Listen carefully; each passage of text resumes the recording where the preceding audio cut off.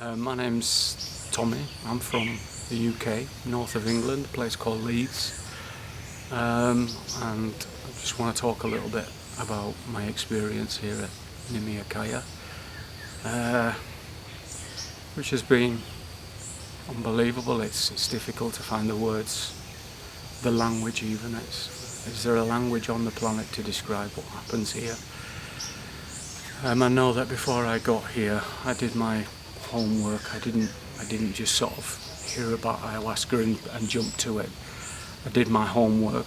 I wanted to know more about it. I wanted to know more about what goes on down here before I got here.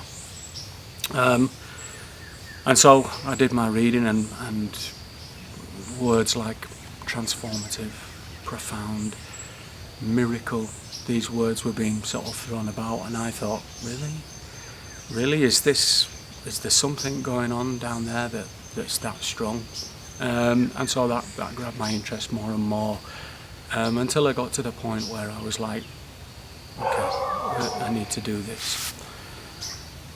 So I guess it all started maybe a couple of years ago. I got into meditation and spirituality. Why did I get into spirituality and meditation? I think just a couple of things in my life weren't really going right, and I'd always kind of looked externally or blamed something or someone else, and I was kind of like, it got to the point where something happened and I thought, I need to go in here. I think I need to look in, not out. And that sent me on a spiritual journey. So initially it was, let me have a look at some self-improvement books, maybe psychological, maybe I can get some therapy. I mean, it wasn't really bad. I wasn't thinking of ending my life or anything like that. I just thought, I want to be better. I want to feel happier. I can remember I used to, on certain evenings, I used to look at like the sun going down, it'd be a nice sunset, and I always used to think, I want to go there, I want to go to that beautiful colour, that sunset. But I also knew that as much as I chased that, I'd always be chasing that. That actually, that beauty, that happiness, that joy wasn't there. Actually, it was here. It was a case of, but how do I get down to that? And so that's where I found meditation, and I started finding that meditation was helping me. It doesn't work immediately, but it does give you some insights. It was making me feel calmer about things. And then on the back of the meditation, I wanted to sort of, okay, well, I want to go deeper and I want to know more. And that's where I found out about ayahuasca. I'd first heard about ayahuasca maybe 10 years ago, and initially just brushed it off because I just thought, well, take something that makes you, I don't know, lose your mind or something. That was my initial. But looking back now, it seems as though ayahuasca was gently saying, come on, if you want to know the things you want to know, you have to experience me. And more so in the last kind of 6-8 months, it was saying, Tommy, it's time to come down here. It's so people talk about getting a calling from ayahuasca, and I understand that to the novice or to someone that hasn't experienced ayahuasca, I used to sit and watch these videos and think, really, a calling? How do you get a calling? But one way or another you do. You may hear about it here, you may read about it there, but if that strikes something in you, that is something saying, come and experience this. I think slowly the world is waking up. There's a waking up going on. And so if ayahuasca approaches you, I think that it's asking you, it's time to come and wake up. It's perhaps not for everybody, or at least not yet, but I think the people that do come here, or the people that do take ayahuasca, for me, they're like pioneers. They're like pioneers in the awakening of humanity, of the world. They're at the forefront. Come here, experience it themselves, go back, tell the world about it. Don't force it upon the world, but tell the world about it. So that, I thought, I need to come to to experience ayahuasca. And I know there's a few places out there that do ceremonies, and some of them are not really legit. I don't think there's an accreditation to an ayahuasca retreat centre, but I think if you do your research, you can find places that have good reviews, that other people have spoke about and said, look, this is a good place to go where you will be taken care of and you will be in a safe environment. And Nimiakaya really stood head and shoulders above other places with terms of being safe and almost accredited, if you like. So I decided to come to Nimiakaya, which is beautiful. I'm in Peru. I'm in the jungle, which in and of itself is an experience. So yeah, I wanted to find out more about me. I'm lucky enough that I wasn't in any kind of deep depression.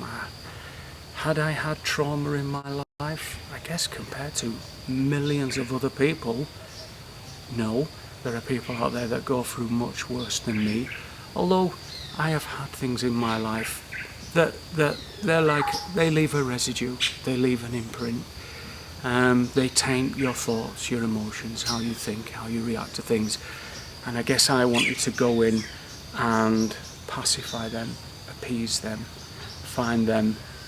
If they no longer serve me, dispel them, get rid of them. And it seemed like ayahuasca could do that. So I came down here, 4 ceremonies over 9 nights. I was scared, no doubt about it.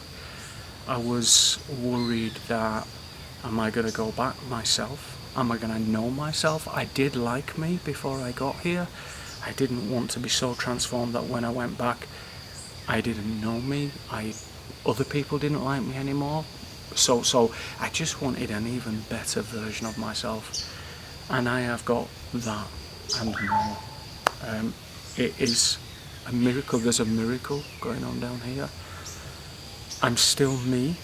I'm sure I'll still have days when I'm sat in traffic and feel like, oh, this traffic's terrible, and I'm still here, it's still real, and I am a real person.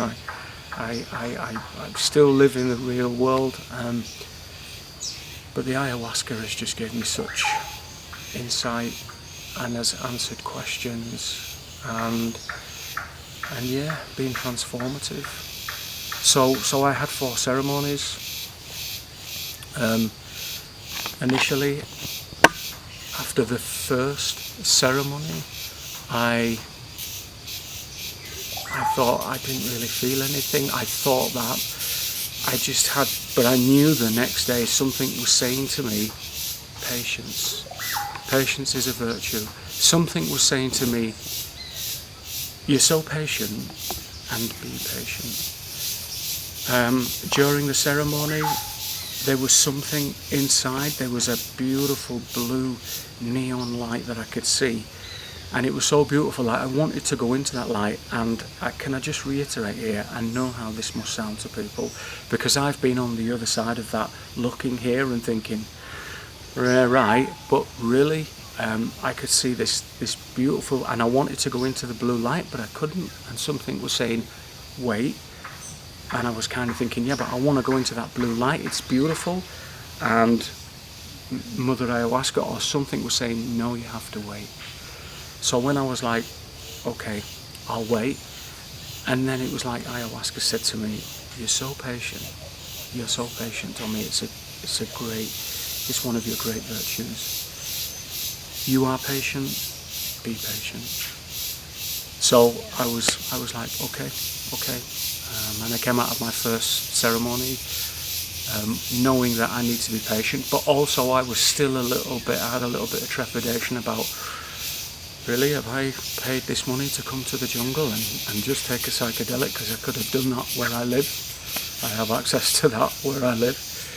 But I thought, no, I'm gonna, and I just, at this point, I want to bring the facilitators in, who were always on hand to talk to about these experiences and about clarifying things. I mean, they are oracles, but they don't have all the answers, but they will try and clarify and help you understand what's going on. And Vlad, I know there really are angels on earth. There truly are angels on earth. And Vlad, you're an angel, mate. You're an angel. So they help you understand, and I was patient. And then going into the second ceremony, I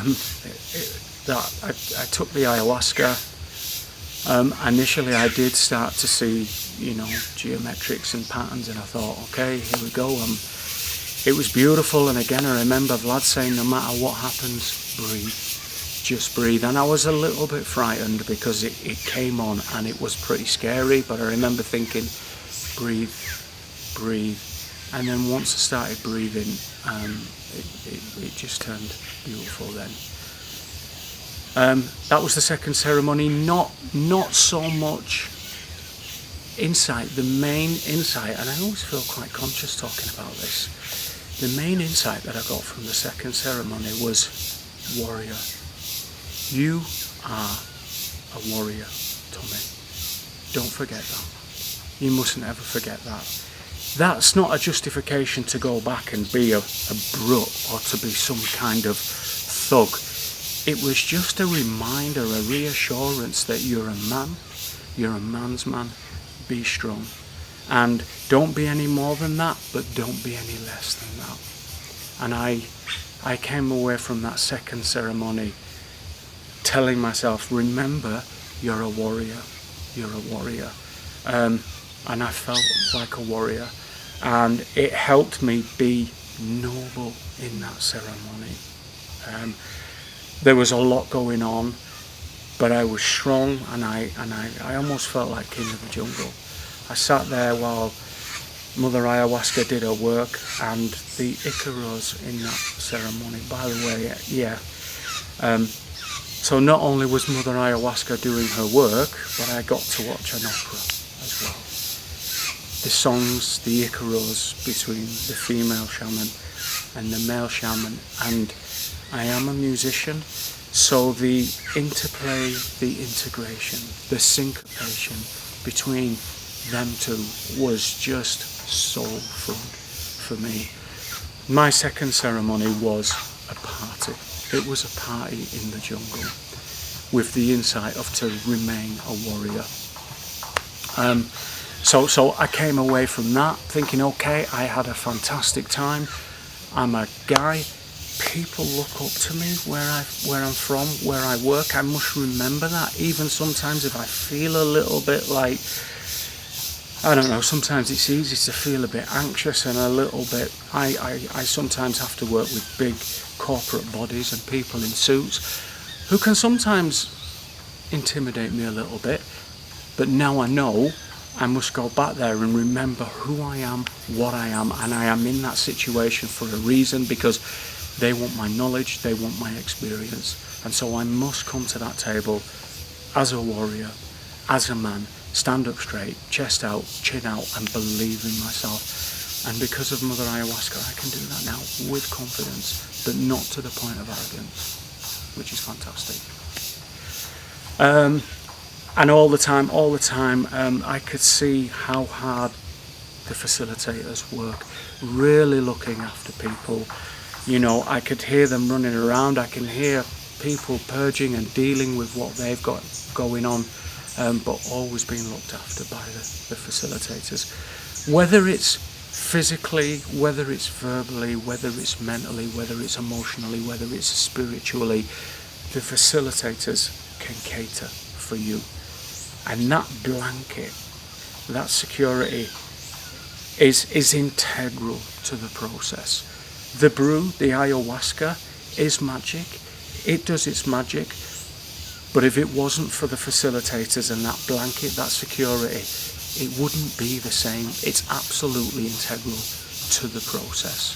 And they truly are angels. I remember at the beginning they said, you'll be part of the family, and I couldn't quite grasp that concept, and now I know exactly what they mean. They've been there, they've done it, they understand, and just cannot thank them enough.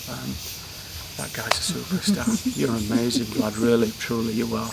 And so are all the facilitators, but Vlad, you're like, if you were a Viking party, you're at the front leading the way, and it's just beautiful to listen to you and to listen to your maturity, your wisdom and everything. It's fantastic. Third ceremony, so after the second ceremony, I still didn't feel like, well, where's this life-changing moment? Where's this profound miracle? I feel like a warrior. I appreciate what's gone on, but I was kind of like, but then I remember my first ceremony. Patience. Just wait. So because of that, on my third ceremony, I was kind of like, well, you know what? I've gone into my last two ceremonies. I've had intention. I've had a little prayer. I've asked for Mother Ayahuasca to look after me, to be gentle with me, but Mother Ayahuasca knows what you need. So on my third ceremony, I went into that ceremony kind of like, look, you know what I need. Give me what I need. I completely trust in you. And that was my life-changing moment. That was, I had a cup of ayahuasca.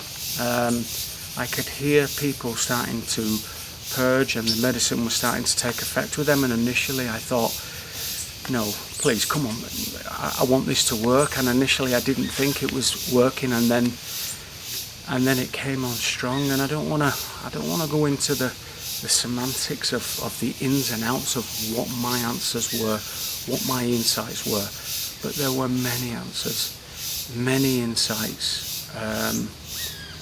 I was taken to another place. I was shown people who have a connection with me in this world, but in another realm as well. And I remember asking questions, and I almost got a little bit cheeky at one point, because I was kind of like, okay, what about this? This is a complex issue that I deal with, that I ask, what about this one? And the answer was there. Sometimes she made it look so simple and so clear. It was like, this is unbelievable. And I came out of the third ceremony the next morning, and I was just like, I know now. I know there's a miracle down here in Peru. The universe put these two plants together so that the organisms on Earth can turn around and look at the beauty of the universe. And that's the magic. That's why these two plants were found so that we can look at ourselves. That's probably hard to grasp for someone that's not been there, but there is magic going on, and ayahuasca helps you realize and be able to turn around and have a look at that magic and at that miracle. And the next morning I think my transformation had taken place. Fortunately, I knew I was still me. I am still me. Just a more resonant and more vibration, more happy, more joy, more, and I can take that home, I think, and I won't force it on my friends and family, but I feel like I can tell them things that perhaps they don't know, but when I tell them, it will make them understand. And so third ceremony, unbelievable, transformative, life-changing. I could have gone home after that and gone, it was worth it, just for that. But I knew there was a fourth ceremony coming, and I was actually like, well, what else is there? What else is it? What else can you give me, Mother Ayahuasca, because you've given me so much now. What other answers can you give me? So I was curious. I was like, okay, what's next, kind of thing. And the fourth ceremony was just as beautiful as the third ceremony. I had a download in the fourth ceremony. Again, I know how that must sound to people. Back at home, I come from a sports-orientated background. I play professional rugby league, so I'm around sort of big, burly guys that don't suffer fools easily. And so I don't I'm not some kind of like woohoo kind of hippie that's kind of out there or not with it kind of thing. I have to, whatever I say to people, especially my friends, I have to have a credible explanation. And I am trying to say this in a literal, credible way, that there is magic down here. So my fourth ceremony, I had a download from the universe. It was almost like a waterfall. It filled me up with that blue light that I was talking about, and it filled me up right to the brim. I could feel the light behind my eyes. I could feel the light coming out of my ears, out of my nostrils, and it filled me up. And also, I had an agreement with the universe that there's an access and an egress point now, so that whenever I need to make that connection, I can do that through meditation, through silence. Meditation, even though I've been meditating for a couple of years, I was always questioning, am I doing this right? Does meditation really work? But now I understand that just finding a quiet place, turning your phone off, turning your television off, turning everything off, close your eyes, be still, and be in the quiet. And the power of that, you would not believe how much power is in that. You wouldn't believe how much power is in that. For me, and I think if people give that a chance. And that is where I will go for my top up of cosmic love, joy, insight, enthusiasm, positiveness, wisdom, happiness, compassion, just everything I can be for the people that I love, my friends, my family. I had that top up. It's truly unbelievable. And also in the fourth ceremony, as if much more couldn't happen, but there was kind of like this super jet clean wash of me. It was almost like inside me there are shelves, almost like a garage. If you imagine someone's garage, there's shelves and hooks that you hang things on and you store things on. Well, this was a super jet wash clean of them shelves. Everything was taken off, everything was wiped down. Even residual, oils or smears or stains, it was like, let's clean them off, let's clean everything, let's throw the old tools away. And at one point I even thought, no, but I might use that hammer, or I might, no, don't hold on to anything, let it go. If you need anything, it will come. So all the shelves were cleaned off, and I know that this was metaphorical. I know that I was being cleaned out, that what wasn't required anymore was being jet washed, cleaned away. And where it was stubborn, where it had been there a long time, where it was like a residue, we got a steam cleaner in, and that worked, and that washed it away. And we washed everything. And we washed the shelves, and we washed the walls, and we washed the floor, and then we washed the ceiling, and I was like, well, we might as well clean the outside of the garage, and then let's clean the planet. We might as well clean the earth. And I remember just gently washing the earth, because if I wash the whole earth, nothing will have been missed then. Everything will have been cleaned. And they were the main two things in the fourth ceremony, and it was just like a backup of everything that had happened.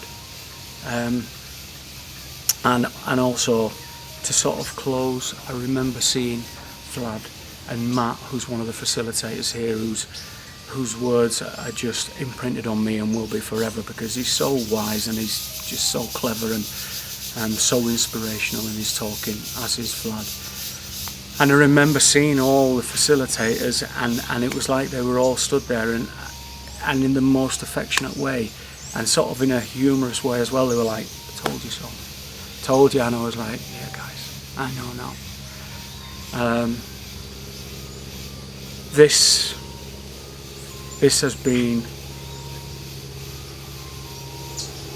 the best thing I could have ever have done with my life. I've made a lot of money in my life, and I've always thought the latest iPhone, the latest television, new sofa, clothes, this, that, items, things that people like, but really we don't need.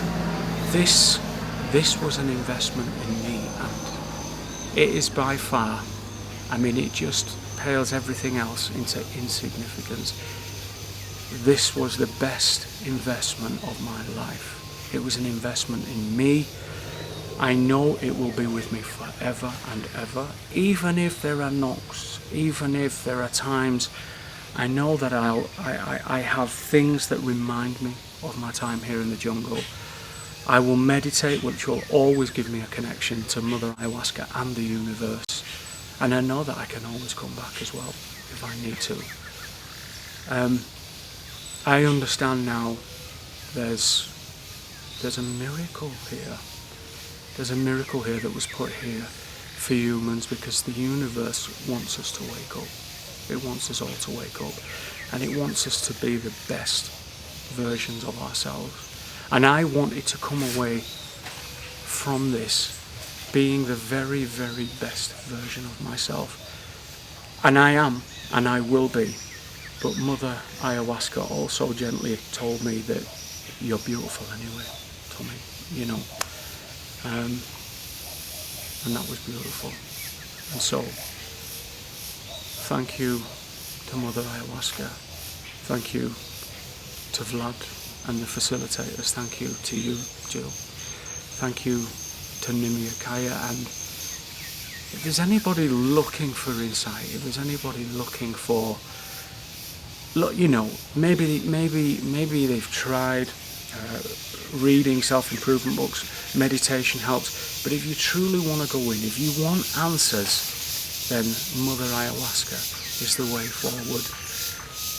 It can be tough. Fortunately, I think she was gentle with me, but I've seen my fellow warriors here going through their things, and they kept coming back to the table because they are warriors and because they want to know and because they want to be the best versions of themselves. This is a great time. It's great to be in the jungle. It's great to meet new people who I will stay in contact with, you know, forever. Fantastic people. But it is work as well. I'm not gonna hide that sometimes, you know, it can be tough. But out of that hard work, you know that saying, 1% inspiration, 99% perspiration. Totally worth it though. Transformational. And I'll just forever be grateful. Thank you. Thank you.